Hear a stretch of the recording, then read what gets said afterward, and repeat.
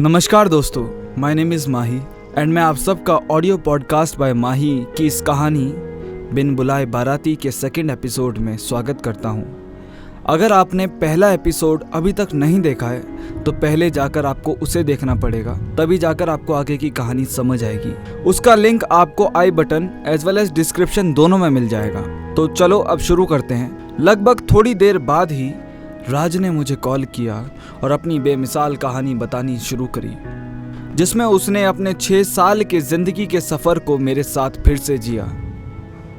इस कहानी की शुरुआत होती है एक सर्द रात से, एक टेंशन भरी सर्द रात, बेवक्त बेमौसम बरसात, फरवरी का महीना और कल था मैथ्स का एग्ज़ाम। कोई नॉर्मल एग्ज़ाम नहीं, the board exam, class 10th exam. और राज उन स्टूडेंट्स में से था जो पूरी साल पढ़ाई नहीं करते और एग्ज़ाम से एक दिन पहले पहली बार किताब खोलकर बैठते हैं, जिनका क्लास में फर्स्ट सेकंड आने से तो कोई मतलब होता ही नहीं है। बस वो किसी भी तरह से गिर मर के पास भी हो जाए तो वो इनके लिए मोर देन इनफ होता है। राज बहुत सीधा सादा सा लड़का था। अक्सर होता ये है कि राज जैसे स्टूडेंट्स जिन्हें पढ़ाई लिखाई में ज़्यादा इंटरेस्ट नहीं होता है वो बहुत नॉटी होते हैं, पूरी क्लास का माहौल बिगाड़ के रखते हैं। पर राज उनमें से नहीं था। वो पढ़ने में भले ही अच्छा नहीं था, पर किसी को परेशान करना भी उसकी फितरत में नहीं था। किसी से ज़्यादा बात नहीं करता था, इसे अकेला रहना पसंद था। कोई ज़्यादा दोस्त वोस्त भी नहीं थे इसके। अब कल था मैथ्स का एग्ज़ाम। पूरी साल तो कुछ खास पढ़ाई करी नहीं थी और मैथ्स तो वैसे भी सर के ऊपर से जाती है। राज के पापा बहुत बड़े और जाने माने बिजनेसमैन थे। इनका बहुत बड़ा इंपोर्ट एक्सपोर्ट का बिजनेस है। राज बहुत अमीर फैमिली से बिलोंग करता है, बहुत अमीर फैमिली का इकलौता बेटा है।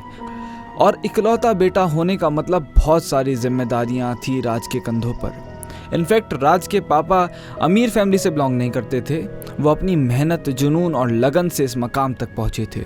तो राज के पापा ने कभी राज से ये नहीं बोला कि तुम्हें फर्स्ट आना है या बहुत अच्छे मार्क्स से पास होना है, बहुत अच्छे मार्क्स को ला कर दिखाना है, क्योंकि उनके स्कूल और कॉलेज टाइम में भी उनके कुछ ज़्यादा खास नंबर नहीं आते थे। पर वो आज अपने स्कूल टाइम और कॉलेज टाइम के सब टॉपर्स, ब्रिलियंट, इंटेलिजेंट स्टूडेंट से ज़्यादा सक्सेसफुल थे, ज़्यादा बड़े थे। इसीलिए जब भी राज को मिलते थे, जब भी मिलते इसीलिए कह रहा हूँ क्योंकि वो अपने काम की वजह से ज़्यादातर इंडिया से बाहर रहते थे, यानी अब्रॉड रहते थे। तो साल 6 महीने में बस 2-4 बार ही मुलाकात हो पाती थी। जब भी राज से मिलते तो एक ही बात बार बार कहते कि पढ़ाई का प्रेशर ये सोचकर मत लो कि मुझे फर्स्ट आना है, सेकंड आना है या टॉपर बनना है या मैं अच्छे मार्क्स नहीं लेकर आता। पढ़ाई सिर्फ नॉलेज गेन करने के लिए होती है और अपनी सोचने समझने की पावर को बड़ा बनाने के लिए होती है। आपके मार्क्स ये बिल्कुल भी डिसाइड नहीं कर सकते कि आप अपने फ्यूचर में सक्सेसफुल होने वाले हैं या फिर नहीं। वो कहते थे कि अगर मार्क्स ही फ्यूचर डिसाइड करते तो दर्जनों बार स्कूल में फेल होने वाले सर एल्बर्ट आइंस्टाइन इतने बड़े बड़े इन्वेंशंस नहीं कर पाते। उन्हें तो उनके स्कूल से ये कहकर निकाल दिया गया था कि पढ़ाई वढ़ाई तुम्हारे बस की बात नहीं है। पर ये इतिहास के पन्नों पर सुनहरे अक्षरों के साथ लिखा हुआ है और आपने पढ़ा ही होगा कि एल्बर्ट आइंस्टाइन जितना बुद्धिमान इंसान उनके बाद इस दुनिया में फिर कभी पैदा नहीं हुआ। वो बहुत बुद्धिमान थे। पर एक बात राज को भी बहुत अच्छे से पता थी कि चाहे कुछ भी हो जाए, फेल तो नहीं हो सकते, पास तो होकर दिखाना पड़ेगा, क्योंकि उसे ये लगता था कि उसके पापा ने इतने सालों में मेहनत कर कर जो इज़्ज़त कमाई है, जो शोहरत कमाई है, अगर वो फेल हो जाएगा तो हो सकता है उनकी काफ़ी बदनामी हो। और वो अपने माँ बाप से बहुत प्यार करता था, तो वो नहीं चाहता था कि उसके पिताजी की इज़्ज़त पे कोई दाग लगे उसकी वजह से। तो उसको कम से कम 80 में से 25 नंबर तो लाने ही थे ताकि वो कम से कम पास हो जाए। तो वो रात को 11 बजे पढ़ने बैठता है। ऐसा नहीं है कि वो पढ़ना ही नहीं चाहता है, बस इतनी सी बात है, उसे मैथ्स और साइंस से इतनी ही नफरत है जितनी नफरत एक सच्चे आशिक को अपनी महबूबा के दूसरे लवर से हो सकती है। इसी वजह से इन दोनों सब्जेक्ट से दूर ही रहता था। और सब सब्जेक्ट्स में वो ठीक ठाक था, वो उतना डरता नहीं था। तो राज भाई साहब 11 बजे मैथ्स की NCERT उठाकर पढ़ने लगते हैं। उसे समझ आ जाता है कि अब क्वेश्चन सॉल्व करने का कोई फ़ायदा नहीं है, टाइम भी नहीं है। तो वो सीधा फॉर्मूला रटने लगता है। 4 घंटे लगातार फॉर्मूलाज पढ़ने के बाद, रटने के बाद उसे रियलाइज़ हो जाता है कि उसने अभी तक 50-60 फॉर्मूले याद कर लिए हैं, पर फिर भी उसे ठीक से सिर्फ 8 या 9 फॉर्मूले याद हुए हैं। वो समझ जाता है कि अब कुछ नहीं किया जा सकता, अब वो बहुत लेट हो चुका है, 2 ऑलरेडी बज चुके होते हैं। समझ जाता है कि उसका फेल होना पक्का है, वो कुछ नहीं कर सकता।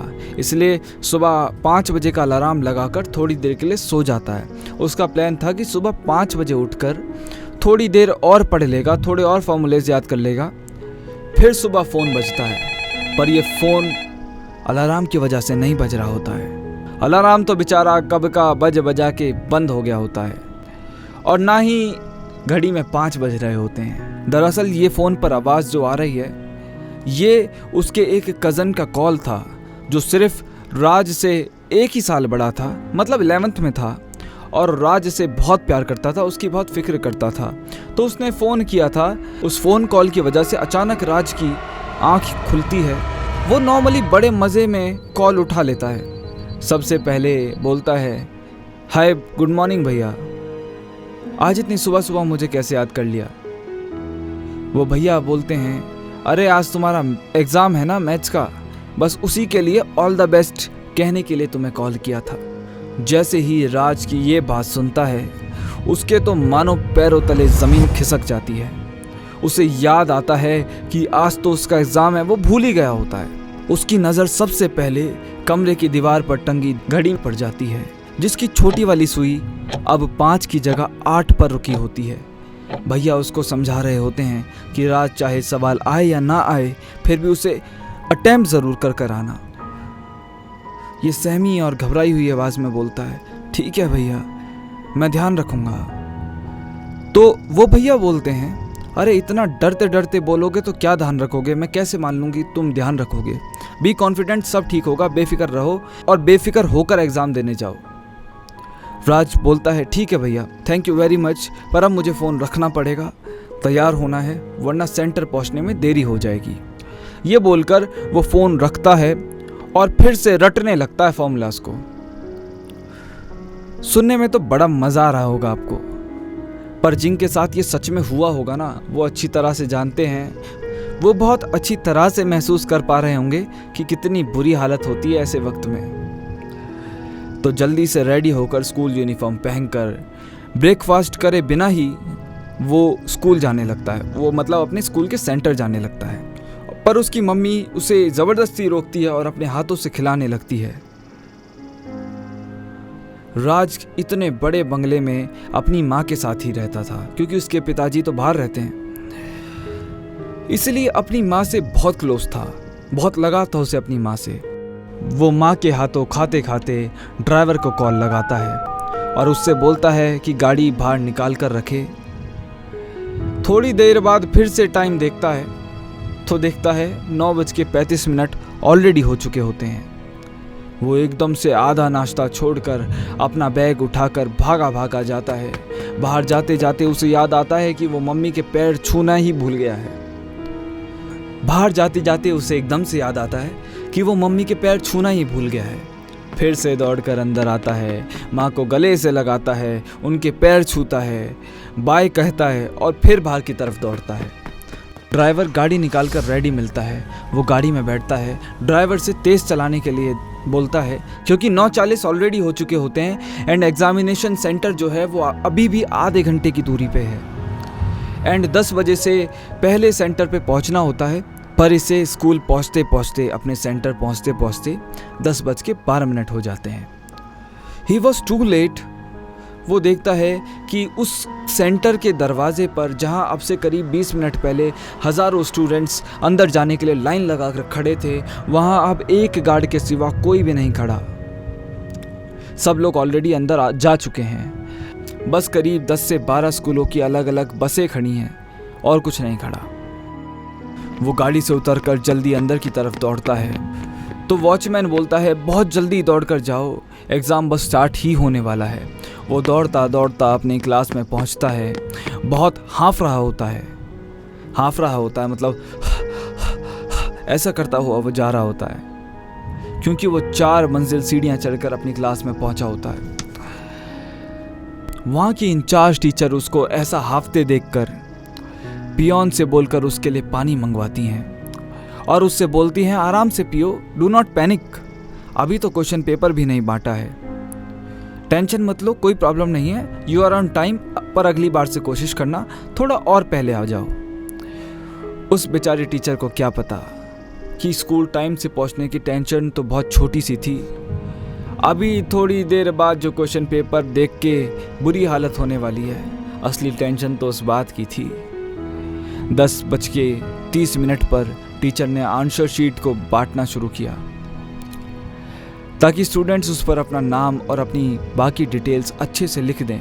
10:45 पर राज के हाथों में दुनिया का सबसे खतरनाक कागज आया।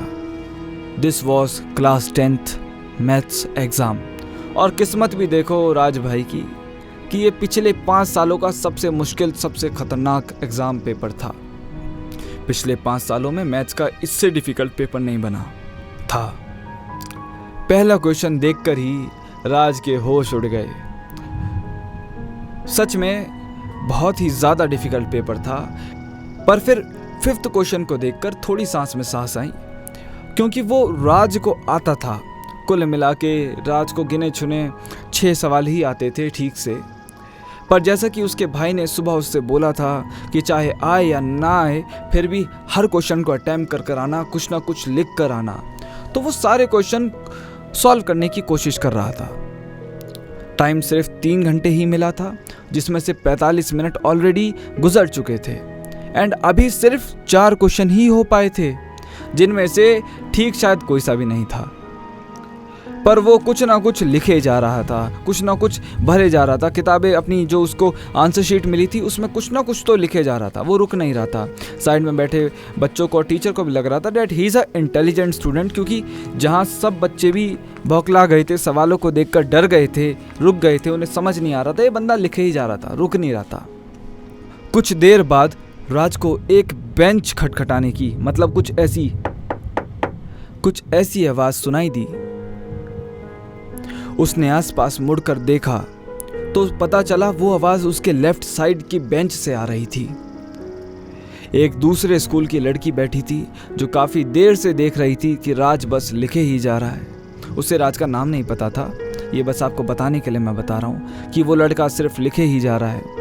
एंड शक्ल से भी राज बहुत डिसेंट लग रहा था, तो उसे लगा कि राज बहुत इंटेलिजेंट लड़का होगा और उसे एक स्टूडेंट में बहुत परेशानी और बहुत कंफ्यूजन हो रही थी, जो कि क्वेश्चन पेपर का सबसे ज़्यादा डिफिकल्ट सवाल था। उस लड़की ने अपने बालों को अपने चेहरे से जैसे ही हटाया और जैसे ही राज की नज़र उस लड़की के चेहरे पर पड़ी, मानो राज के लिए पूरी दुनिया एक पल में ही थम सी गई। क्लासरूम के बीचों बीच लगी घड़ी की टिक टिक एकदम से उसे सुनाई देनी बंद हो गई। एकदम से ही वक्त थम गया। थोड़ी देर के लिए उसके अंदर से ये खौफ भी छूमंतर हो गया कि सिर्फ 1 ही घंटा बचा है एग्ज़ाम ख़त्म होने में और अब भी उसका आधे से ज़्यादा पेपर बचा था। अब आगे क्या हुआ था ये जानने के लिए तो आपको कल शाम तक का इंतज़ार करना पड़ेगा। आपको इस कहानी के 3rd एपिसोड का वेट करना पड़ेगा। पर मैं आपको ये बताना चाहता हूँ 3rd एपिसोड जो है ना, वो बहुत ही ज़्यादा ख़ास, बहुत ही ज़्यादा खूबसूरत होगा।